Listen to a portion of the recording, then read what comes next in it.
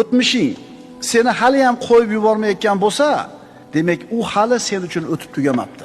Aqlli insonlar o'tmish papkasini yopadi, qayta ochmaydi. Uni unutishlik zindoniga berkitib tashlaydi. Uni ustiga tuproq tortiladi, unga hech qachon nur, yorug'lik yetmaydi. U yerdan hech qachon chiqmaydi, chunki o'tgan narsa o'tdi ketdi. O'tgan ishlar uchun xafa bo'lish o'sha ishlarni orqaga qaytarib bermaydi, birodarlar. Siqilishlik u ishlar uchun uni tuzatib qo'ymaydi.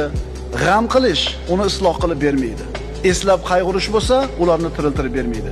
Chunki endi u yo'q. Chunki o'tgan narsa o'tdi, ketdi. Ha, birodarlar, bir yo'li unutib olishlik, esdan chiqarib olishlik degani emas bu. Faqat o'tgan ishlardan ibrat olinadi, xulosalar olinadi, tajriba orttiriladi, tamom. O'tmish bilan yashalmaydi.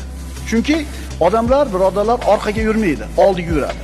Shamol oldiga esadi, suv orqaga qarab oqmaydi. Bu Alloh taoloning bu borliqqa qo'ygan sunnati. Hayotni sunnatiga birodar teskari yurma, oldinga qarab yur.